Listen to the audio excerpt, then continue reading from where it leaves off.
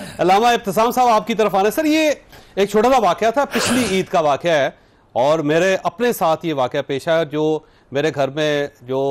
میرے ساتھ کام کرنے والے لوگ ہیں، ظاہر ہے میں ملازمین نہیں کہوں گا، میں سمجھتا ہوں کہ میرے ہیلپر ہیں اور میرے معاون ہیں اور وہ میری مدد کرتے ہیں۔ تو جو میرے مددگار تھے ظاہر ہے قربانی کا گوشت وہ تقسیم کر رہے تھے، تو میں نے دیکھا کہ 6-7 لوگ جو ایک سائٹ پہ بیٹھے ہوئے ہیں اور باقی سب کو وہ گوشت دے رہے ہیں۔ تو میں نے ان سے پوچھا کہ بھائی ان لوگوں کو کیوں نہیں دے رہے؟ انہوں نے کہا جی کرسچن ہے۔ تو میں نے کہا انسان ہے بھائی کیا ان کا حق نہیں ہے گوشت پہ؟ تو بڑی مشکل سے میں نے ان کو کنونس کیا۔ وہ کہتا جی مسلمانوں کے اندر گھس کے نا یہ کرسچن گوشت لے رہے تھے۔ اور میں نے کہا سب سے پہلے ان کو دو یار، ان کا حق ہے، ان کو تو دو، ان کو سائڈ پہ کر دیا۔ تو یہ سوسائٹی کے اندر جو ڈویژن ہے نا علامہ صاحب، یہ بڑی خوفناک ہے۔ میرا خیال ہے اس کی دیواریں گرانا بڑی ضروری ہے۔ دیکھیں یہ بنیادی طور پر بات یہ کہ سیدنا ابراہیم علیہ السلام اور سیدنا اسماعیل علیہ السلام کے بارے میں اللہ تبارک و تعالیٰ ارشاد فرماتے ہیں فلما اسلما، کہ دونوں نے جب اللہ تعالیٰ کے سامنے اپنے کو سرنڈر کیا۔ اب ان کا سرنڈر کرنے کا انداز یہ تھا کہ وہ اللہ تبارک و تعالیٰ کے احکامات کے اوپر کلی طور پہ عمل پیرا ہونے کے لیے اپنے آپ کو مادہ و تیار کر چکے تھے،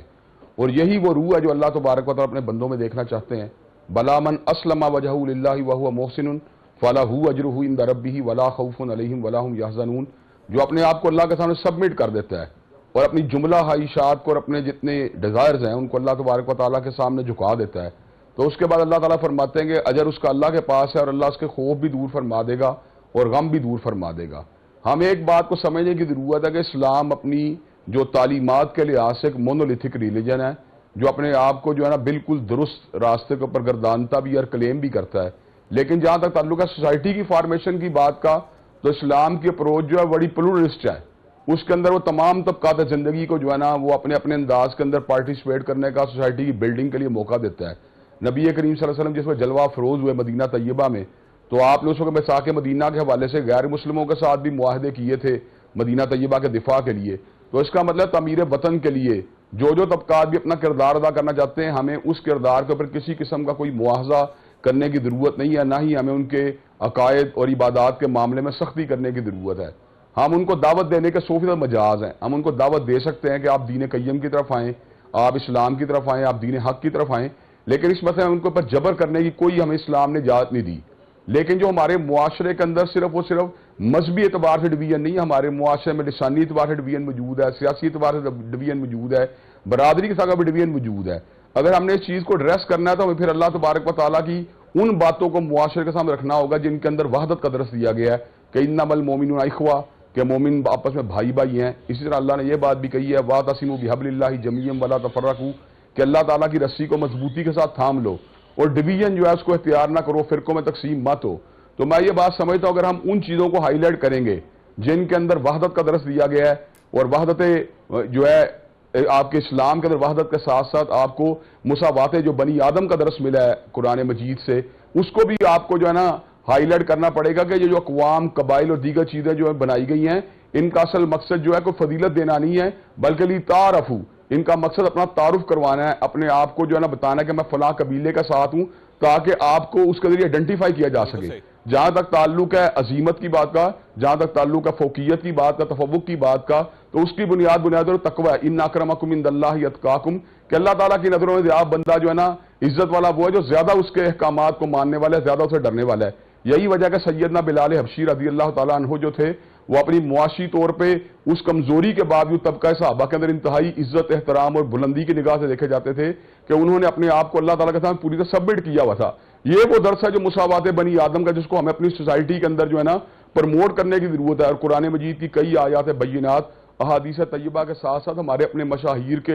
کئی اقوال ایسے ہیں، اور اسی طرح حضرت علامہ اقبال کی کئی ایسی باتیں ایسی ہیں جن کو ہم مفکر پاکستان بھی سمجھتے ہیں۔ اگر ہم ان کو پروموٹ کریں تو اس بات کو گین کرنا کچھ مشکل نہیں کہ بتان رنگ و بو کو توڑ کے ملت میں گم ہو جائے۔ اچھا مفتی صاحب یہ دیکھیں کہ ماشاء جیسے کہ شدید صاحب نے فرمایا کہ وہ بڑوں کو کاپی کرتا ہے ہمیشہ۔ مثلا یہ ہے کہ سیاستدان بڑے ہیں، اور جب عمران خان صاحب میاں شہباز شریف صاحب کو مبارکباد پیش نہیں کریں گے عید پہ، میاں شہباز شریف صاحب جیل جا کے عمران خان صاحب سے ملاقات نہیں کریں گے، اور عید کے دن بھی ایک دوسرے کے درمیان نفرت ایکسچینج ہوگی، یا پھر عالم دین جو ہے ایک مکتبہ فکر کا عالم دین دوسرے مکتبہ فکر کے عالم دین سے جا کے عید ملنے اس کی بارگاہ، امام بارگاہ میں نہیں جائے گا، اس کی مسجد میں نہیں جائے گا، تو لوگ کیا سیکھیں گے پھر؟ بسم اللہ الرحمن الرحیم۔ بنیادی طور پر جتنی بھی عبادات ہیں، نماز، روزہ، زکوٰۃ، حاجیت، دیگر جتنی بھی عبادات ہیں، ایک تو ان کا ظاہری ایک انداز ہے کہ ہمیں پابند کیا گیا کہ ہم دن میں 5 مرتبہ اٹھیں، وضو کریں، نماز پڑھیں، لیکن ایک اس کے ساتھ ساتھ ہم یہ سمجھتے ہیں، جو ہمارے بزرگان دین نے ہمیں سمجھایا، کہ اس کے ذریعے سے تشکیل معاشرہ بھی کیا گیا ہے۔ مثلاً ایک قدرتی طور پر ایک تربیت کر دی گئی ہے کہ آپ نماز پڑھیں گے تو آپ کو وقت کے مطابق ہر کام کرنے کی آپ کی پوری تربیت ہو جائے گی، اور اس میں جس وقت آپ باجماعت نماز پڑھیں گے تو آپ کے اندر سے وہ جو برادری نظام اور وہ جو میں بڑا ہوں میں چھوٹا ہوں وہ سب ختم ہوگا، کیونکہ ایک طرف بادشاہ کھڑا ہے، ایک طرف غلام کھڑا ہے، نماز پڑھ رہے ہیں۔ روزہ رکھیں گے تو آپ کو پتہ چلے گا کہ غریب کی بھوک کا درد کیا ہوتا ہے، اور اس کے ساتھ ساتھ صبر کی آپ کی پوری تربیت ہوگی۔ حج کے لیے آپ جائیں گے، آپ کو ایک ہی لباس پہنا کر وحدت امت کے حوالے سے تیار کیا جائے گا کہ یہ وحدت آپ نے کس انداز سے یہ مسلمان ایک وحدت کے ساتھ جو ہے نا وہ زندگی گزارے۔ ہر مکتبہ فکر کا، ہر رنگ کا آدمی ایک ہی ریچول کر رہا ہوگا۔ جی، اسی طرح سے یہ جو قربانی ہے، قربانی جیسے آپ نے کہا ہے کہ اس کے ذریعے سے بنیادی طور پر تو جیسے قرآن میں اللہ تعالیٰ فرماتا ہے کہ اعوذ باللہ من الشیطان الرجیم لن ینال اللہ لحومہا ولا دماء ولکن ینالہ التقوی منکم، کہ اللہ تعالیٰ نہ خون کو دیکھتا ہے نہ اس کے گوشت کو دیکھتا ہے قربانی کے، وہ تمہارے دل کے تقوی کو دیکھتا ہے۔ اب تقوی کیا ہے کہ انسان کلیتاً اپنی تمام خواہشات کو اللہ پاک کے حکم اور رسول اللہ صلی اللہ علیہ وسلم کی اطاعت میں قربان کر دے۔ میرا دل تو کچھ اور چاہ رہا ہے لیکن میرے اللہ اور رسول کا حکم کچھ اور ہے، لہٰذا میں اس کی طرف چلا جاؤں۔ جو آپ نے سوال کیا، جب ہم اس کو دیکھتے ہیں تو ظاہر ہے معاشرے اسی طرح نہیں ہوتا کہ اچانک اٹھ کے تشکیل پا جاتے ہیں، اس کے لیے بڑی محنت ضرورت پڑتی ہے۔ آپ سب سے اگر ہمارے لیے رول ماڈل معاشرے ہے تو وہ مدنی معاشرے ہے، رسول اللہ صلی اللہ علیہ وسلم جس کو لے کر ہے، لیکن اس کے پیچھے بھی آپ دیکھیں تربیت کے کتنا وقت لگا ہے، اور بعد ازاں مسلسل یہ تربیت ہوتی رہی، اور پھر اسی معاشرے کے اندر جو ہے نا بہت خوبصورت معاشرہ ہے، لیکن بعد ازاں جب آپ صحابہ کرام کے ادوار کے بعد کے حالات دیکھتے ہیں تو وہاں پر بھی تو آپس میں معاملات میں ایک دو کا چیزیں تو سامنے آتی ہیں۔ اسی طرح ہمیں معاشرے میں اچھائیوں کو جب ہم دیکھیں، اگر وہ زیادہ تعداد میں، تو ہم سمجھیں کہ یہ معاشرہ اچھا ہے، وگرنہ مجھے بتائیں کہ کیا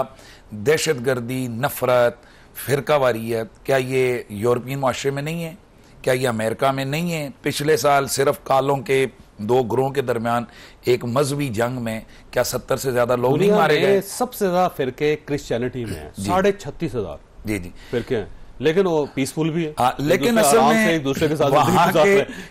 وہاں کے جو تنقید کرنے والے جو ادارے ہیں نا جی، وہ تھوڑے محتاط بھی ہیں، اور وہاں کا میڈیا اس طرح نہیں ہے کہ جیسے ہمارے یہاں ہوتا ہے کہ ہم ایک نیگیٹو چیز پہ تو ہلا مچ گیا، لیکن پازیٹیو چیزیں ہمارے سامنے نہیں آتی، اور جب تنقید کی جائے کہ یار یہ کیا کرتے ہو، تو پھر آگے سے جواب ملتا ہے کہ یہ خبر نہیں ہے کہ کتے نے انسان کو کاٹا، خبر یہ کہ انسان نے کتے کو کاٹا۔ ارے بھائی یہ آپ کی بنائی ہوئی چیز ہے، خبر ہوتی نیگیٹو ہے جی جی، لیکن ہم یہ سمجھتے ہیں کہ اگر ہم پازیٹیو انداز سے، جس طرح آپ نے یہ کہا ہے کہ جی فلاں سیاسی لیڈر نے ایسا نہیں کیا، یہ ساری دنیا میں کیا آپ یورپ کے اتنے مہذب وہ لوگ ہیں، وہاں جوتے چلتے نہیں دیکھیں، وہاں مکہ تکی نہیں دیکھی ہے،